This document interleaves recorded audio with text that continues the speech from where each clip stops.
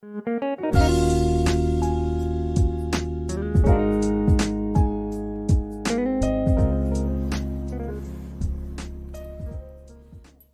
there mga ka-Dream Homebodies. So it's been a long time na rin since I uploaded my last video.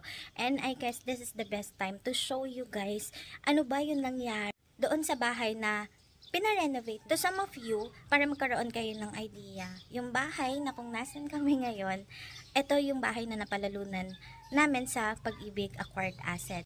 Ipapakita ko na rin yung picture niya before. Ito siya. And then, mamaya, later on, ipapakita ko sa inyo video kung ano na yung nangyari doon sa loob niya. Medyo natagalan lang talaga, around 6 months bago kami nakalipat dito. Kasi sobrang daming nangyari sa buhay natin. Pati doon sa mga gumagawa dito, ang dami talagang nangyari. Very stressful magpagawa ng bahay. Pero once na nandun ka na, nakatira ka na doon, medyo somehow naiibsan yung, yung stress mo. Just to tell you lang also guys, na hindi pa tapos fully yung bahay.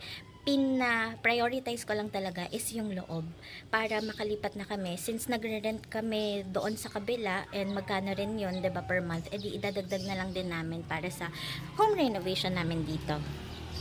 So, yun, papakita ko muna siya sa inyo. So, ito guys, yung laundry area. Pasensya na hindi pa talaga kami nakakalinis. It's been siguro 2 to 3 weeks kami nandito, pero hindi pa talaga kami ganun makagalaw or makalinis talaga. Pero ito yung pinagawa kong laundry area dyan. And andito yung, ayan. And andito yung washing machine. Meron din ditong outlet kasi akong pinalagay para dyan na lang isasaksak. And then may faucet doon. Tapos ito hindi pa rin talaga tapos guys kasi wala pang budget ang lola nyo. But dito nalagyan na rin naman ng kisa, may pipinturahan na lang. So yan, kung makikita nyo may isang room provision dito. May kwarto talaga dyan sa may, yan, sa may laundry area. Ito, kwarto talaga yan. Supposedly, itong kwarto na to ay para dun sa daddy ko. And yun nga, since wala na siya, for now, ginawa muna namin siyang storage. Kasi marami pa kaming gamit para sa pagpapagawa ng bahay. So there, pag nabuksan mo to, andyan yung mga gamit namin sa paggawa ng bahay. Ginawa muna namin talaga siyang storage area. Yan. Tapos wala pa rin siyang kisame, bare pa rin siya. Siguro pag nakaipon-ipon, tsaka na namin to maipapagawa. Okay? Alright, so pag lumabas ka dito,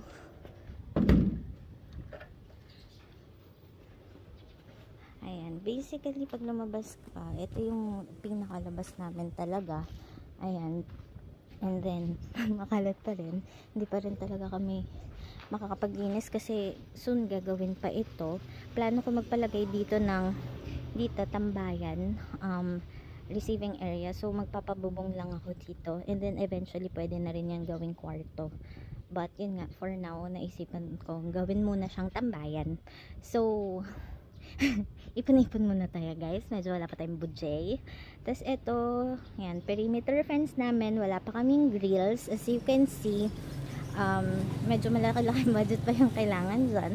And then here, yung gate, wala pa rin kaming gate guys, wala pa kaming gate, very open. And then dito sa other side, ito na yun, ito yung laundry area and ito yung kwarto na pinakita ko sa inyo kanina, right? So kung titignan natin malayuan, sige lalayo ako. Ayan, ganito na yung itsura ng bahay sa malayuan. Alright, update number pa pala. Ayan, so from here papasok ako dun sa may kitchen area and then sa living area, tapos may CR. Okay, really dito kami talaga na dumadaan, hindi na dun sa main door, dito na kami dumadaan. Hindi ko sure kasi mas convenient for us na dumaan talaga dito. Ay, wait lang, bago ako pumasok, ito, kung nakikita nyo, mosaic broken tiles siya. Yan talaga yung pinagawa ko kasi kulang na nga tayo sa budget and marami akong excess tiles, tsaka yung mga pinagtriman, yung pinagkatan na tiles.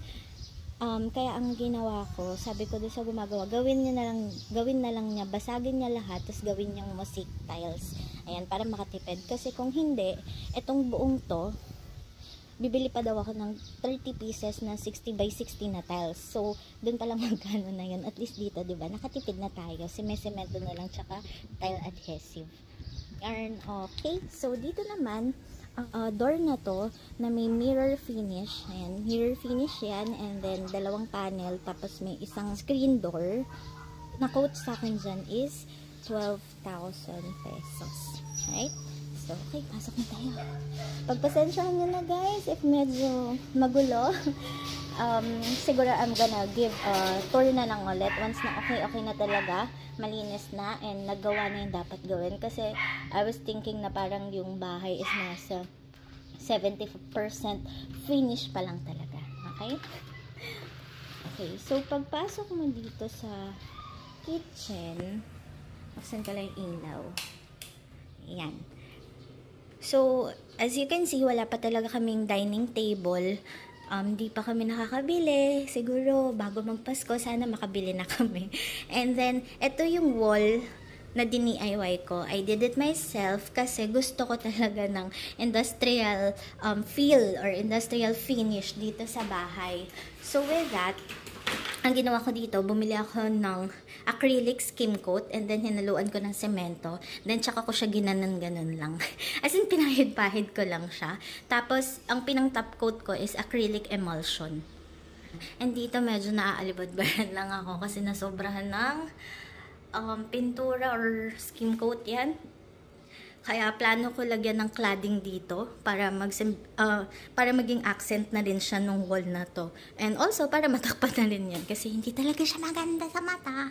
Ayun. And then etong industrial light na to, binili ko lang yan sa Lazada for like 600 pesos yata if hindi ako nagkakamali.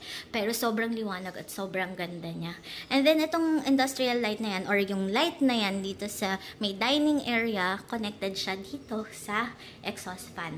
So once na binuksan to, nabubuksan din yan. Okay?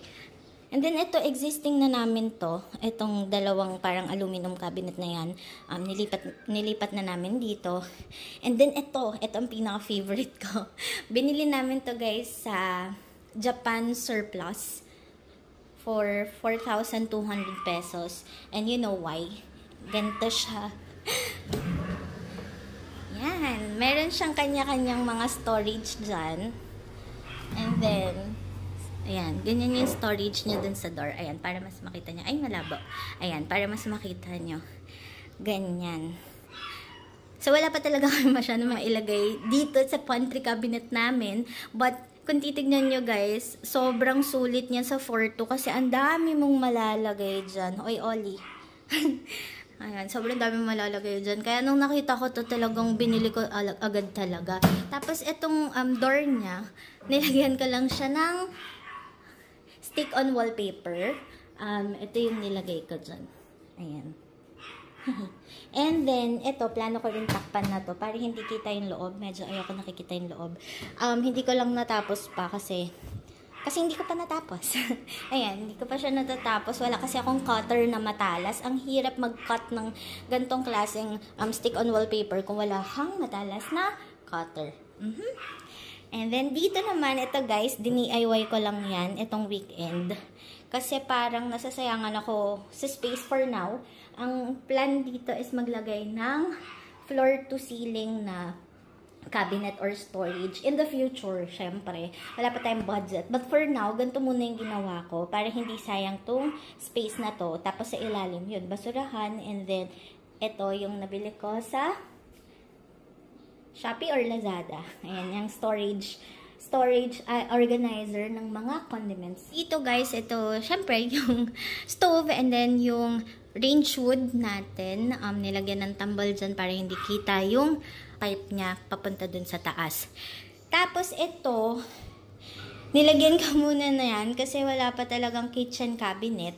Kaya ginawan ko muna ng paraan kasi kung wala yan, sobrang kalat talaga tingnan. So at least ngayon, naisara siya, hindi na siya kita. Bumili din ako nung kinakabitan niya, tension rod. Ayan. Eventually, you know, pag may budget na, pwede na siya palagyan ng cabinet doors. Kasi nagpa-quote na ako dito, actually sa baba lang. Ang quote sa akin is 10,000. Pero purely parang ano lang yun, yung door lang siya. wala pa yung mga pull-out basket, wala pa yung mga mechanism na gusto mong ilagay or mga storage solution na ilalagay, wala pa siya. Ano lang siya, aluminum cabinet door lang siya. Ayan. And then, in the future, pag may budget na, yun na nga yung plan. And then,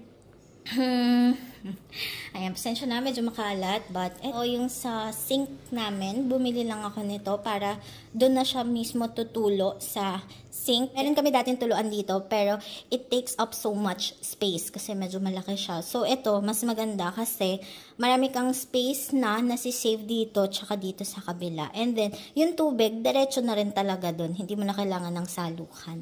And, yeah. Yan. And then ito, binili ko muna sa Shopee. Itong cabinet na to, hanging cabinet. Hindi ko alam, buksan ko ba? Sige, buksan ko na. Ayan. So, for now, wala naman talaga nakalagay pa dyan. Pero, aayusin ko pa talaga kung ano bang mailagay dito. Ayan. So, itong hanging cabinet na to, nabili ko lang sa Shopee or Lazada ng around 1,700 yata. Around that. So, it's 120 cm na. Mahaba na siya. Dalawang 60 by 60 tiles yung nasakop niya dito. Yarn. And then, itong light, nabili ko lang din sa Lazada. Okay? So, dito naman sa bar, wala namang masyadong nagaganap. Pero ito, dini-IY namin ng ate ko. Tsaka yan yung mga kahoy na ganyan. Ang ginamit lang namin, pandikit dyan is no more nails na Bostik. And then, yung lights dyan, ano lang. And then, yung lights, pin lights lang talaga. Para medyo malinis. So, bubuksan ko yung ilaw. Ganyan siya. Yan. Tapos, nandito yung coffee area. It's not literally bar. Yung bar na maraming inumin. Kasi wala masyado umiinom. Walang umiinom dito. But, if you're gonna look at it, ganyan yung itsura niya sa malayuan. Yarn. Yan. Ito, coffee machine. And then, ito pinapropagate ko yung mga photos ko. Yan. Kasi sobrang napabayaan ko to dun sa kabilang bahay. Kaya, tinatry ko talaga silang buhayin. And then, later on, pag ready na sila, ipapat ko na talaga sila. And then, siguro, another video, ipapakita ko sa inyo yung mga halaman na currently meron ako. Yung mga survivor kong halaman. Kasi nga, medyo na-neglect ko talaga yung mga halaman ko. Ilang taon ko silang hindi naasikaso. And then, survivor sila for me kasi, despite that, etong mga natitira sa akin, nabuhay talaga sila. Kahit hindi ko sila inaalagaan or dinidiligan or nakakalimot ng diligan, andyan pa din sila. So, yarn. And then, pag pumunta tayo dito, ganito yung view niya from this side. Yan. And then, kung makikita nyo dito, ditong side, eto na yung CR namin. Yan. So, ito guys, yung ginawa kong paint doon sa stairs. Ayan. Meron akong TikTok video dyan kung paano ko ginawa ito. So, kung makikita niya, ito yung close-up niya.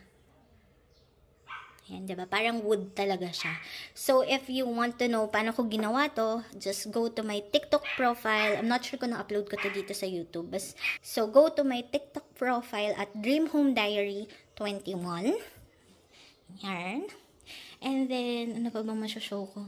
Yung CR, hindi pa ako nakakapaglinis, guys. Nagre-grout ako ng CR. Inulit ko yung grout kasi medyo, ang sakit niya sa mata. May mga parts na walang grout. But, yeah, so far, ito yung CR. Ay, sana may ilaw, diba? Wag na medyo makalat eh. Tsaka na lang. Sa susunod ko na lang ipapakita talaga fully sa inyo yung nagaganap dito. But basically, ayan muna yung papakita ko.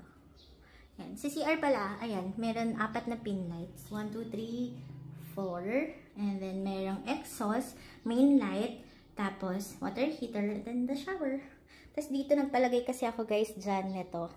Parang CR stool or parang mini bench para kung gusto magkuskus, ayan, may uupuan ka talaga. And then, ito, mga lalagyan. Ay, yan, mga lalagyan. Nagpalagay din ako dyan. Ayan. So, sorry, magulo pa talaga. Kasi, ayun nga, nag-grout talaga ako. Ayan. Kaya nakikita nyo, namumuti yan. Kasi nire-grout ko tong mga tiles. Okay? And then, dito naman guys, nothing much happening kasi nandito pa yung mga kalat namin. Ayan. Tapos dito muna natutulog yung brother ko. And then, sobrang makalat pa talaga kami. Pero ito siya. Ayan.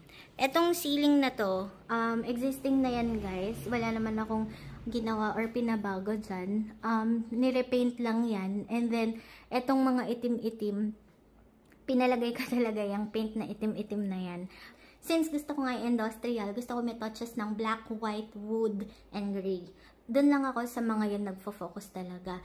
In the future guys, i-share ko na rin siya sa inyo, the next video, kung ano na yung mga naging improvement dito sa bahay namin.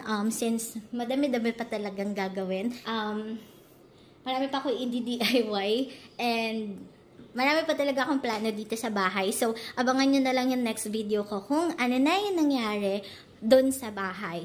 But, basically, so far living here, mas nagkaroon ng clarity yung utak ko. Waking up in your own home is something na you should be grateful about and you should be happy about.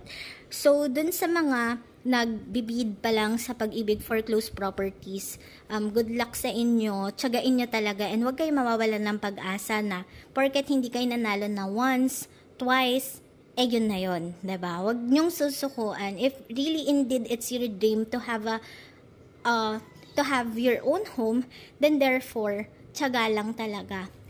And to tell you honestly, kung hindi dahil sa pag-ibig acquired assets, I wouldn't be living in our own home or my own home. Kasi this is actually the cheapest way talaga how you can have or avail your home. Kasi imagine if it's the bank, you need to have 20% DP for the equity, diba? Or down payment. And then for the pre-selling, same din naman. Kailangan mo ng magbayad ng equity din para mapasaya yung bahay. Pag-ibig foreclose or acquired assets, you only need 5% or 1,000 pesos if it's acquired assets, diba? So, ganun lang minimal na pera yung kailangan mo, and then yet magkakaroon ka na ng bahay mo.